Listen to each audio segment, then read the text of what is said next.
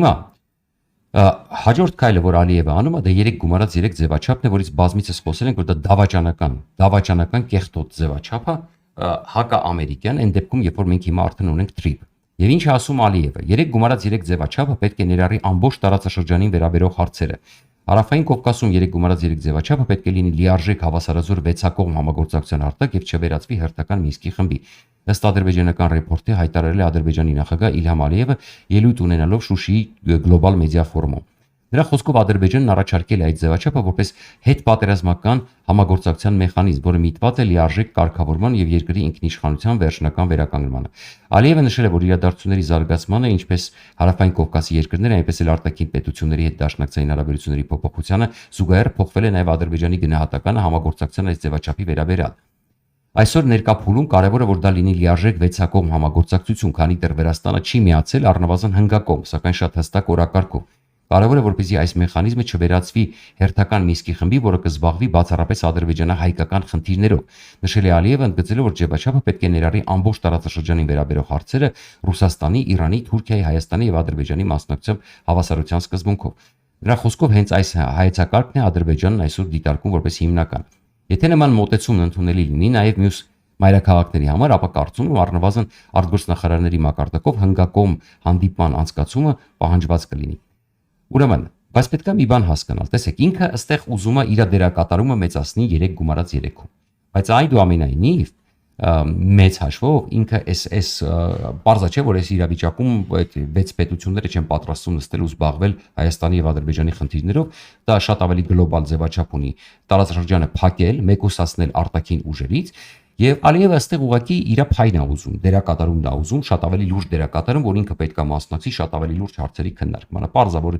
տամ, բայց միևնույն ժամանակ Ալիևը առաջատանում այս գաղափարը, այսինքն ինքը այս ֆորմատի փոփոխություն է մի հատ էլ առաջարկում, որ եկեք այդպես գլոբալ բոլորս նստի, իհարկե Հայաստանի մասը այդտեղ նշել է նշանակում, որ Հայաստանը պետք է մեկուսացվի ուղղակի, որտեղ Հայաստանը այդտեղ ձայն չի ունենալու, ակնհայտորեն ձայն չի ունենալու, բայց 3 գումարած 3-ը իր էությամբ դա հակաամերիկյան ֆորմատ է։ Եթե մենք այստեղ բերում ենք TRIP եւ մտնում ենք 3 գումարած 3 ենք իրականացնում, դա նշանակում է ուղղակի հակաամերիկյան քայլ։ Բայց ինչա տեղի ունեցել։ Հիմա որպեսզի հասկանաք ինչքան վտանգավոր է 3 գումարած 3-ը եւ ընդհանրապես չի կարելի դա իրականացնել։ Ուրեմն նախ Հայաստանի Հանրապետությունը հայտնել իր պատրաստակամությունը հյուրընկալելու 3 գումարած 3-ը տարածաշրջանային խորհրդատվական հարթակի նախարարական հերթական հանդիպումը, նմանօրինակ պատրաստակամություն էր հայտնել նաև Ադրբեջանի Հանրապետությունը։ Ուրեմն Հայաստանը ասել էր մենք պատրաստ ենք։ Հիմա հունիսին 1 ամիս առաջ Ռուսաստանի փոխարտգործնախարար Գալուզինը ասել է հետևյալը. Ռուսաստանը հույս ունի, որ Հարավային Կովկասի 3 գումարած 3 ձևաչափի ուրեմն արտգործնախարարների մակարդակով հաջորդ հանդիպումը կանցկացվի Բաքվում կամ Երևանում։ Այս հարցի շուրջ քննարկումները շարունակվում են Սանկտ Պետերբուրգի միջազգային տնտեսական համազանժողովում հայտարարել է Գալուզինը։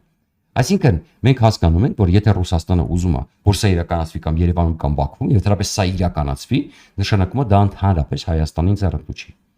Դա ձեռնտու է Ադրբեջանին, դա ձեռնտու է Թուրքիային, դա ձեռնտու է Ռուսաստանին, դա ձեռնտու է Իրանին, որպեսզի փակեն տարածաշրջանը եւ թույլ չտան, որպեսզի տարածաշրջանում այլ խաղացողները գործեն։ Բայց եթե մենք արդեն ունենք TRIP եւ Թրամփը վերցրել այդ ճանապարհը եւ Հայաստանի հետ պետք է իրականացվի այդ պրոյեկտը, ուրեմն այս ֆորմատը ընդհանրապես Հայաստանը օր առաջ պետք է դուրս գա այսպիսի ֆորմատից։ Սա կոնկրետ հակաամերիկյան ֆորմատ է, ինչի մասին դեռ հիշում եք Վրաստանում հայտարարեց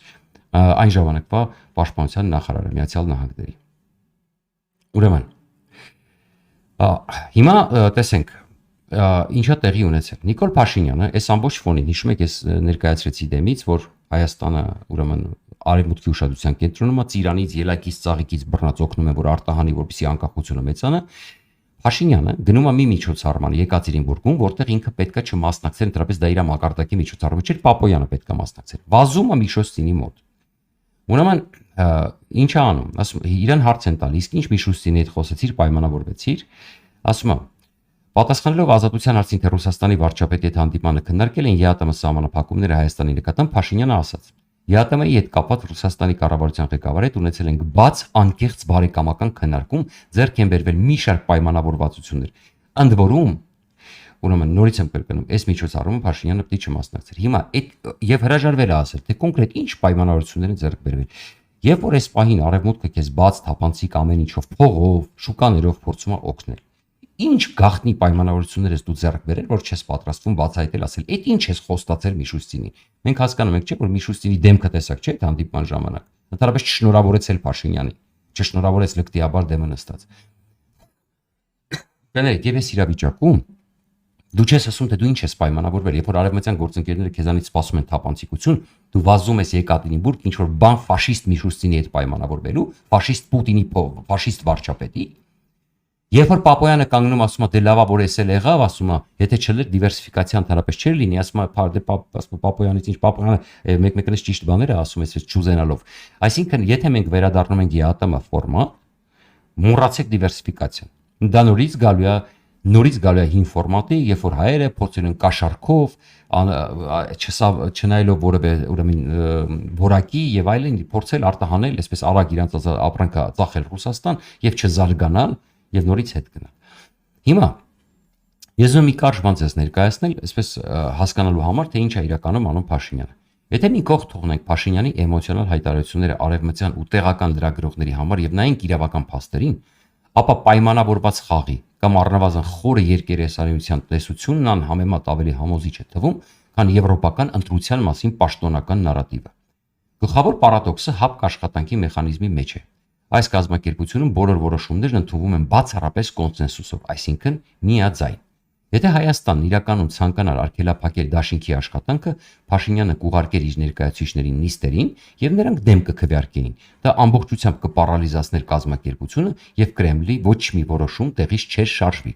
Ավելին ասեմ ձեզ, այդ պարագայում ռուսները շատ ավելի արագ հայերին կհանեին ապկից, կասեին դուրս եկեք, որ մենք կարողանանք այդ որոշումները իրականացնել։ Սակայն Փաշինյանն ընտրեց շատ խորամանկ ճանապարհ։ Երևանը պարզապես չի գնում հանդիպումներին։ Իրավաբանորեն դա մեկնաբանվում է որպես չմասնակցություն քվեարկությանը։ Արդյունքում մյուս 5 երկրները հանգիստ եւ միաձայն ընդունում են Մոսկվային անհրաժեշտ բոլոր փաստաթղթերը։ Հայաստանը նրանց չի խանգարում, բայց միևնույն ժամանակ նրա ստորագրությունները հին պայմանագրերի տակ մնում են ուժի մեջ։ Ռազմական տեսանկյունից նույնպես ոչ մի իրական քայլ չի արվել։ Գյումրիում 102-րդ ռուսական ռազմաբազան գործում է սովորականի պես, դրա վերաբերյալ պայմանագիրը կնքված է մինչև 2044 թվականը, համատեղ հոբ համակարգն ու զորքերի ընդհանուր խմբավորում իրավաբանորեն շարունակում են գործել, նույնիսկ Թուրքիայի եւ Իրանի հետ Հայաստանի սահմանները ֆիզիկապես մինչ օրս հսկում են Ռուսաստանի FSB-ի սահմանապահները։ Զվարթնոց քաղաքացիական օդանավակայանից ռուսների հեռանալը պարզապես աղմկոտ պատկեր է մամուլի համար, որը բացարձակապես ոչ մի կերպ չի ազդում իրական ռազմական լոգիստիկայի վրա։ Քանի դեռ Փաշինյանը տեսախցիկների առաջ կշտամբում է Մոսկվային Հայաստանի տնտեսությունը ռեկորդներ է սահմանում հենց Ռուսաստանի հաշվին։ Երկիրը միլիարդներ է վաստակում զուգահեռ ներմուծման, այսինքն զուգահեռ էքսպորտի դեպի Ռուսաստան ոսկու եւ ադամանդների տարանցման վրա, Երևանն ապրում է ռուսական գազով եւ լիարժեք օգտվում է ԵԱՏՄ-ից, որտեղից դուրս գալու մասին ոչ ոք նույնիսկ չի էլ մտածում։ Արդյունքում ստացվում է կատարյալ ծխածածկույտ։ Արևմուտքը Փաշինյանից լսում է հաճելի ելույթներ ժողովրդավարության մասին եւ կարծում է, թե պոկում է Հայաստանը Ռուսաստանից։ Ռուսաստանն այս ընթացքում ստանում է պատժամիջոցները շրջանցող եվրոպական ապրանքների ներհոսքը գործող ուղի եւ պահպանում է իր ռազմաբազաները։ Այսինքն համ զուգահեռ էքսպորտն է մնում, համ ռուսները շրջանցում են պատժամիջոցները Հայաստանի օգտին, համ էլ ռուսական ռազմաբազաները շարունակում են մնալ տարածաշրջանում։ Իսկ ինքը Փաշինյանը հավերժական արդարացում է ստանում հայ հասարակության առաջ իր բոլոր ձախողումներն ու տարածքային կորուստները, նա պարզապես բարդում է վատ հապկի վրա, թեև ինքը մատը մատին չի տվել դրա այդ հարաբերությունները իսկապես խզելու համար։ Սա հարաբերությունների խզման մաքուր իմիտացիա է, որը ձեռնտու է բոլոր 3 կողմերի։ Պարզը, այսինքն սա ես փորձեցի մոտ կարծ ձեզ ներկայացնել, իրականում փոքր, որ հասկանաք թե ինչ բլեֆ է անում, վազում է Միշուստինի մոտ փոխանակ հիմա, որովհետեւ գիտեք ինչի է վազում։ Ես ես նորից եմ կրկնում, ինքը հասկանում է, որ հիմա եթե դիվերսիֆիկացվի Հայաստանի տնտեսությունը, իրենք ընկնելու են, այսինքն արևմուտքի ազդեցությունը մեծանալու է Հայաստանում,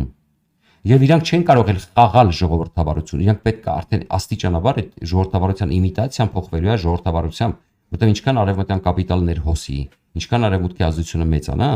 նոր ուժեր են ստեղծվելու Հայաստանում, որոնք իրանք չեն կարողանալու կոնտրոլ անել։ Իսկ